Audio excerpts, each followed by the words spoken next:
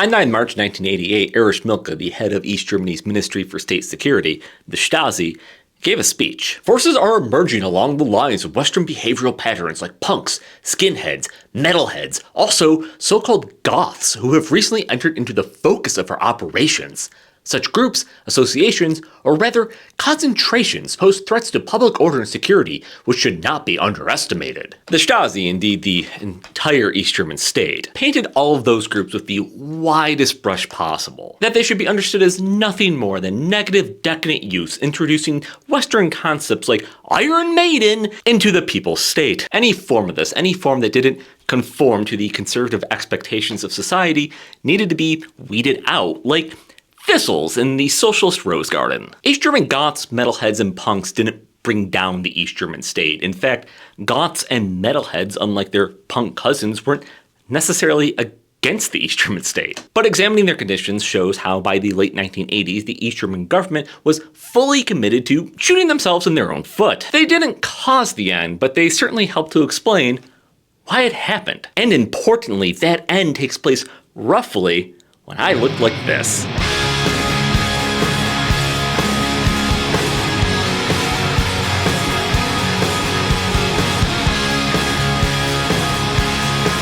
First, let's talk a little bit about East German society. If you don't think you need this and you just want to see pictures of some rad and spooky kids and see me dress up like one of them, you can skip ahead, but you might end up confused. East German society was very structured, start to finish, where the path to success was continually laid out in front of you and continually reinforced. And membership in the Free German Youth, the FDJ, was part of this. It helped to teach kids from an early age what the culture of East Germany was all about, how you were supposed to act in it, etc. You have to remember that East Germany was intent on creating a society that had never existed before, and the state was empowered to do just that. By constitution, the East German state had the responsibility to foster and shape socialist culture. Thus, to the East German state, it was incredibly important that Western styles, fashions, music were suppressed as anti-socialist in nature. This also extended to prescribing antisocial lifestyle and behavior, a charge that had some heavy and recent baggage in German history. It was a term that had been introduced by the Nazis, and both directional Germanys kept on their books. Paragraph 249 of the East German Criminal Code officially put the teeth into the ability of the East German state to police its culture, with prison sentences ranging from 2 to 5 years. But this really doesn't matter if you just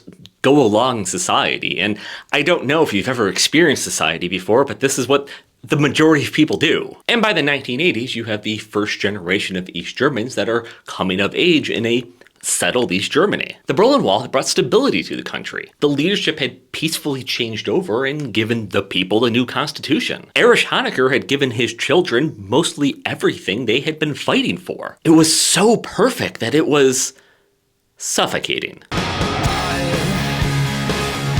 There was a phrase that East Berlin punks spray painted on walls and sang in songs: "Don't die in the waiting room of the future."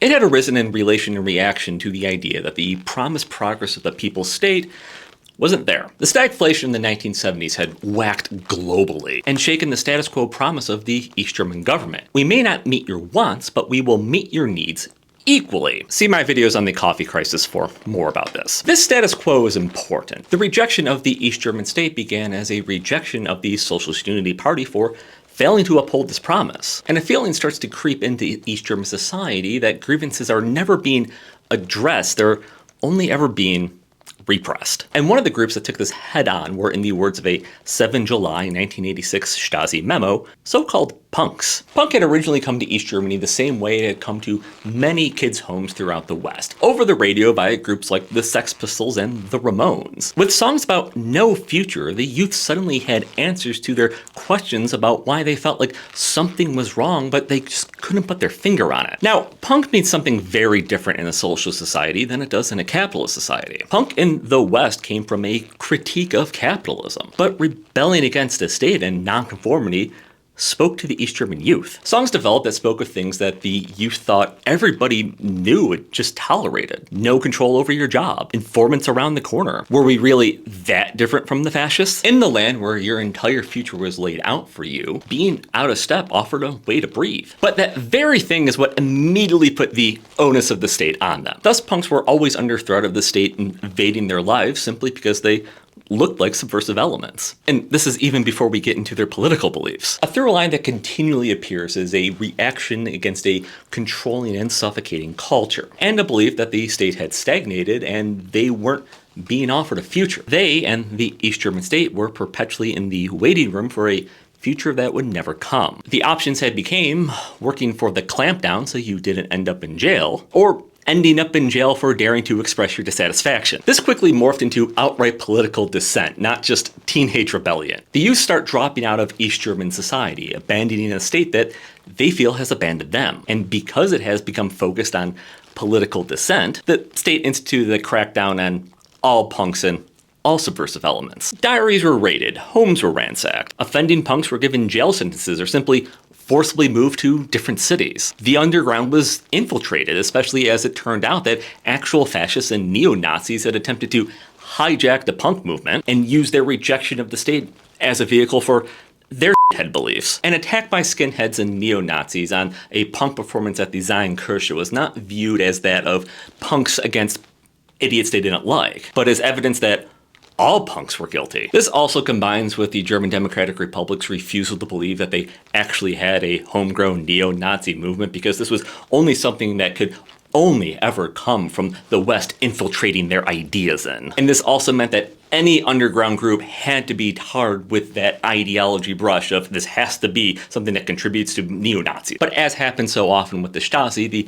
harder they squeeze, the louder people yelled out. And that yelling is noticed by other people, including the Lutheran Church of East Germany. The church and the punks had an interesting crossover because the punks weren't religious by any means. But the church felt that the East German state was failing them by simply casting them out of society. Thus, churches all over East Germany, particularly in Berlin and Leipzig, let the punks use them for concerts, meetings, organizing. Something that wasn't exactly welcomed by other congregants, or especially the state. But this is also happening concurrently with the church becoming a vehicle of expression of dissent in East German society, especially in a silent rejection of the East German state. And it's that shift in the status quo, that shift of disdained elements of a fringe element of society slowly being viewed as maybe they're right, that grows out of East Germany's control. Especially as a group of people who were fairly okay with the state started to notice that they were being treated like the outcast that they certainly didn't believe they were. The funniest thing about heavy metal in East Germany was that it was considered on level with the CIA as a destructive force, while also being largely apolitical. If you've watched any of my videos, you know I love to come back to this poster put out by the Stasi. Just like punk, heavy metal started to make its way into East Germany, and much like in the West, there was a lot of crossover between those who liked punk and those who liked metal. In fact, according to the Stasi, the very thing that separated punks from metalheads was the punks were very political, while metalheads just wanted to bang their head. I bring this up a lot, but this video is a great place to reinforce a aspect of East German society. People made their own space. Officially speaking, every aspect of East German life had to be approved by the government. The clothes you wore, the music you listened to, the food you bought at the store. Every part of it had to be deemed as contributing to the socialist culture. And heavy metal fans ran into a problem. The state didn't approve of them. Aspects of it were, there were always groups of Western inflection that towed the state's line of what was acceptable, that were permitted to exist. But the subculture itself was viewed with heavy suspicion. But remember what I said about making your own space? Metalheads created their own clothing, aping the styles of what they saw people in the West wearing, often creating them in much the same way, very visibly setting themselves apart from society. But unlike the punks, it's noticed that the heavy metal scene wasn't politically motivated. The metalheads participating aren't dropping out of society. They're going to work. They're participating in socialist culture. And then once off the clock, they switch into their gear. Due to the shortage of instruments within East Germany, they also tended to be highly skilled workers because they often had to make their own musical equipment. They are expressing themselves within the confines of the state instead of challenging it. And this does get them a measure of acceptance from the state. Heavy metal becomes a recognized genre of music within East Germany. But that Western influence still grates. It's something that exists alongside the East German state instead of being of the East German state. The clothing is still something considered negative and decadent, because it's a rejection of the approved socialist mainstream. The aggressive and violent nature of the songs and performances are seen as having a detrimental effect on society in general, and now I'm imagining Erich Milke and Tipper Gore shaking hands with each other. And that's how we wind up with things such as Iron Maiden being considered a corruptive force on East German society. Metalheads in East Germany, by and large, were more concerned with aesthetics, while largely remaining loyal and highly productive workers. They were everything the state should have wanted, but because they didn't fit the state's ideal, they had to be ostracized like the punks. And just like another group that liked to hang around in graveyards. Wait a second, I need to set the mood properly. That's better. One of my favorite photos of all time is of Esther here in her East German room looking more goth than you will ever be. Says the Stasi, Goths are 15 to 20-year-olds that glorify horror effects, Satan, and death cults. Or, by a police officer in Leipzig, thistles in the socialist rose garden. And yet the goth movement in East Germany, unlike the punk scene that it evolved out of, was largely apolitical. In the beginning, political opinions and aspects played no role at all in the crossover of different cultures and different art movements in the goth scene. We lived in our own little black universe. My favorite Stasi document ever even notates this, along with Goths being followers of the Cure. But this was in fact the problem that the East German state had with them, combined with the desire for a highly individualized look, which, like its Western cousins, was largely DIY in approach. This apathy was taken as a attack on the state that needed to be neutralized. An example of how this mindset could become corrosive is included in this account by a new waver in Leipzig of a 14-year-old goth kid in a club. I am goth, and that's why I never laugh. So yeah, of course the Stasi infiltrated the goth scene in East Germany. They had informants all throughout the subculture, while the subculture itself was never more than about 600 people. And now I'm imagining the first time somebody at the Ministry for State Security listened to The Cure. That had to be the best and saddest and most amazing day they've ever had. But like the metalheads, the Goths cared more about their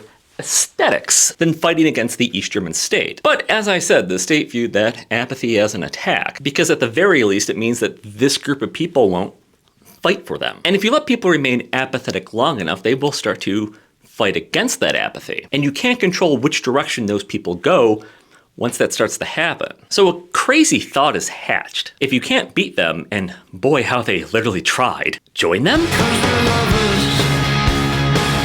See if you can go back and notice where I realized that filming this part after doing the makeup was ill-advised. By the mid-1980s, the idea that the state could prevent any and all Western influence was generally abandoned, at least by those who weren't the most hardline of hardliners. Gonna survive over there? Uh-huh. Yep. Okay.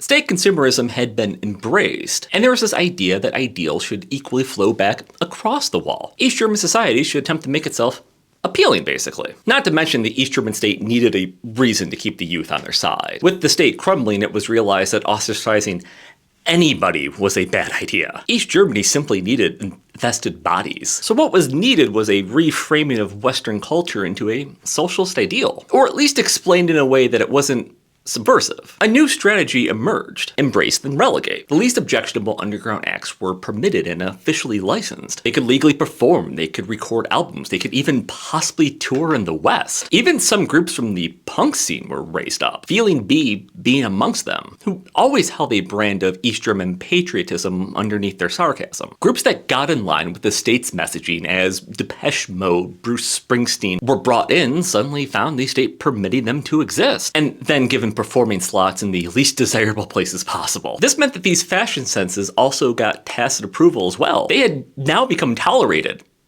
Kind of. So underground groups got legal sanction on the state's terms, which meant all of those that didn't go along with the state's terms were right back to where they were before. Except now with the dangling threat that, well, the state's playing ball, so why aren't you? They were still negative and decadent. That quote that I opened this video with is from the middle of that time period. Nothing had actually changed for those outside of the mainstream, at least where the state was concerned. Because now the status quo of East Germany knew that they existed, and they didn't understand why the state was casting such a large net against them. And now we get to the feet being shot off.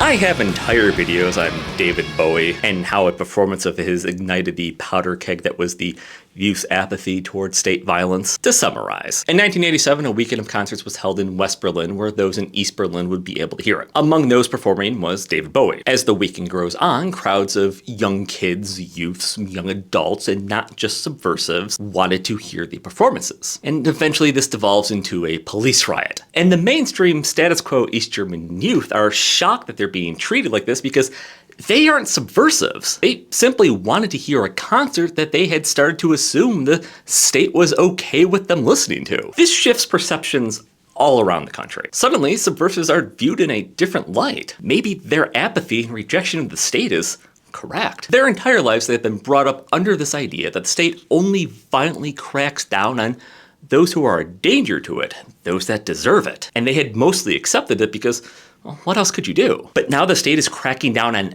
them, the ones who had bought into the state? What brings East Germany down, in part, is this recognition by the younger generations that how they view the East German state is wildly different from how the East German state views them. This was in fact called out by Stasi reports in 1989, a disconnect between socialism as taught in school and how it's applied to day-to-day life. Because when you can be convinced that it's just dissidents being punished, those rabble-rousers and those negative decadent youths who just don't know how good they have it, who wouldn't be investigated and really shouldn't worry if they had, done nothing wrong, you can be okay with it. But when the state turns against you? Some face paint job, what do you think? I like turtles.